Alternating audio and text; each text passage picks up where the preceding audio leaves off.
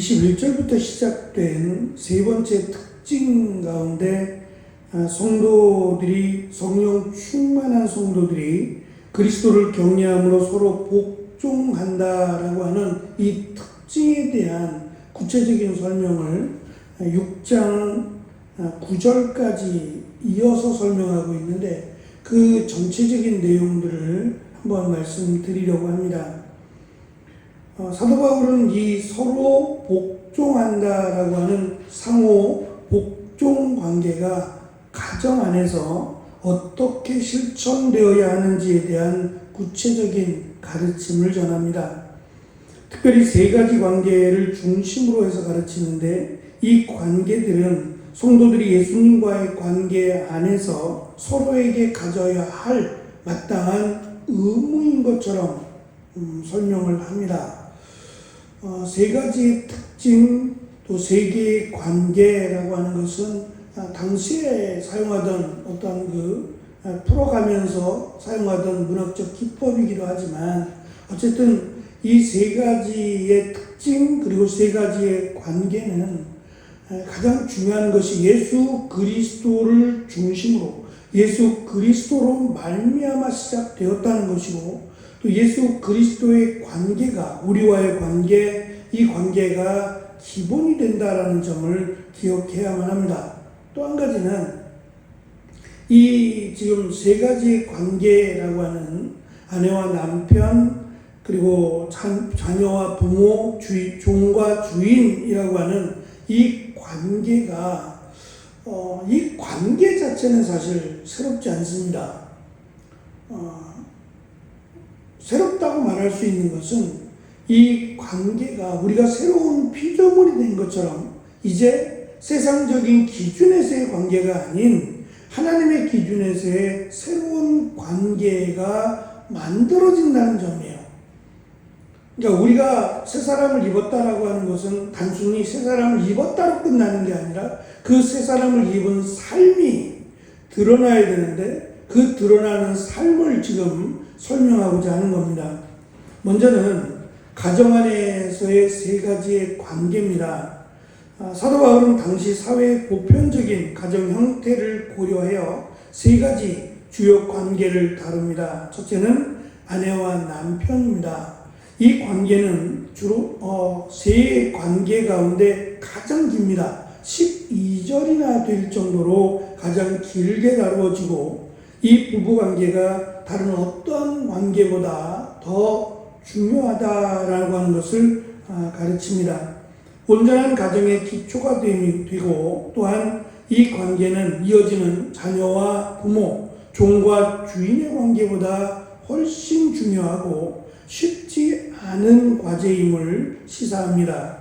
두 번째, 자녀와 부모의 관계가 6장 1절부터 4절인데 4절에 걸쳐서, 4절에 걸쳐서 설명되고, 마지막 종과 주인의 관계는 5절로 이루어져 있고, 또 이것을 마지막으로 이 세 가지의 관계를 정리한다라고 하는 점입니다.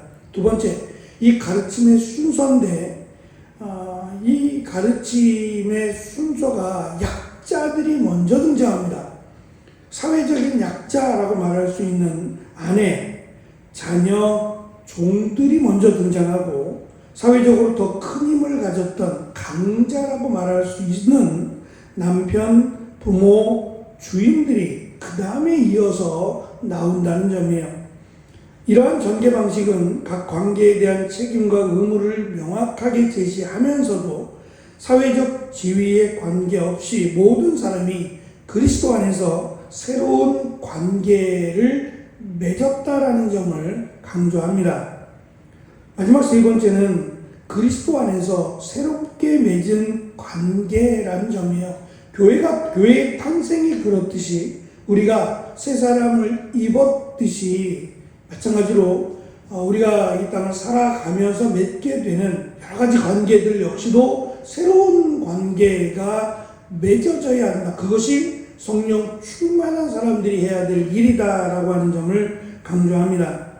사도 바울은 성도들이 서로에게 복종해야 되는 이유가 예수님과의 관계 속에서, 다시 말하면 성령으로 충만한 그런 성도들은 예수님께서 우리에게 보여주신 사랑과 섬김을 본받아서 가정 안에서 다른 가족 구성원들에게 마땅히 행해야 할 의무를 수행해야 된다는 거죠. 어쩌면 사회를 역행하는 일이 될 수도 있고, 특별히 강자의 입장에서 보면 또 다른 강자들, 사회적인 신분과 지위가 있는, 영향력이 있는 사람들이 볼 때는 오히려 싫어할지도 모릅니다. 이 사람들로 말미암아 자기들 역시도 그렇게 비교될 가능성이 많기 때문이죠. 마치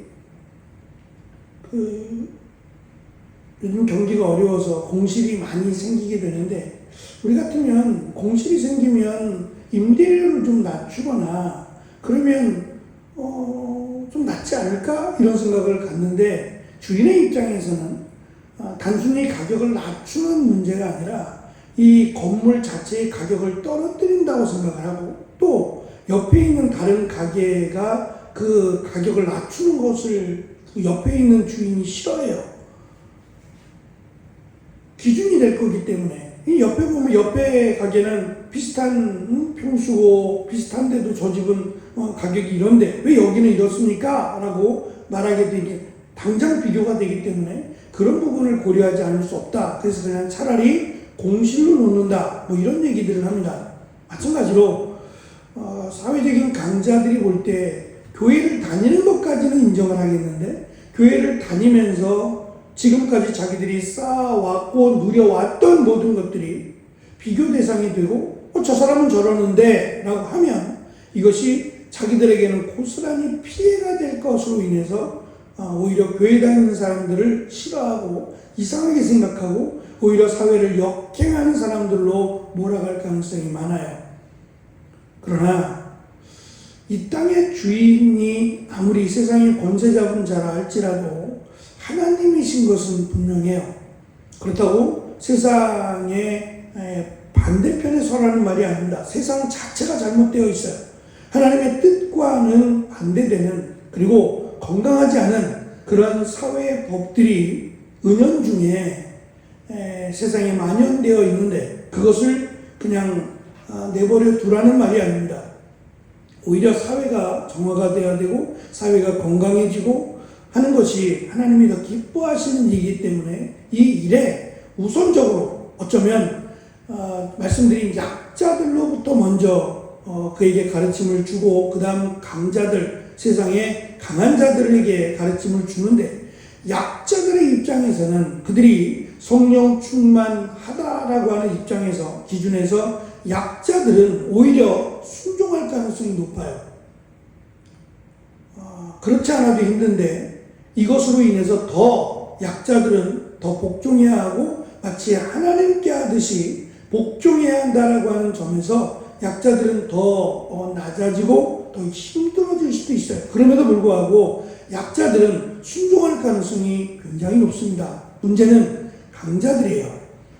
강자들은 성령의 충만함을 받았음에도 불구하고 여전히 이 세상의 힘에 대해서 포기하지 않을 가능성이 높아요. 그렇다면 사도 바울의 이 가르침은 어쩌면 이 말씀에 순종할 약자들을 위한 것일 수 있어요. 목적은 약자들이 아닌 강자들에게 있습니다. 이들이 변화되기를, 이들이 새로운 관계를 맺어가기를 원합니다. 그럼에도 불구하고 이들이 변하지 않더라도 약자들의 변화로 인해서 서서히 강한 자들도 변하게 될 것을 사도 바울은 생각하며 이 말씀을 전합니다. 가정은 사회와 교회의 가장 작은 공동체로 세상에 빛을 비추는 가장 소중한 공동체이기도 합니다. 말씀을 깊이 깨닫고 순종함으로 가정이 믿음 안에 세워진다라고 하는 것은 결국 이 믿음이 교회 안에 세워질 것이고 또 사회 안에, 나라 안에 세워질 것이 자명합니다. 사도 바울이 지금 세 가지의 이 구성원들의 관계를 새롭게 설명하면서 다음 주에 또 말씀을 드리겠지만 지금 약자들에게 더 많이 이야기하고 강자들에게는 그 내용이 훨씬 짧습니다. 약자들의 위해서 강자들이 짧고 긴 것보다 강자들이 반드시 내려놓고 해야 될 가장 중요한 부분을 사도 바울은 터치해서 그것 하나만이라도 그들이 힘쓸 것을 권면하고 있습니다. 이 권면들을 통해서 우리의 가정들이 더욱 믿음 안에서 굳건하게 세워지는 귀한 은혜가 있기를 소망합니다. 기도하겠습니다.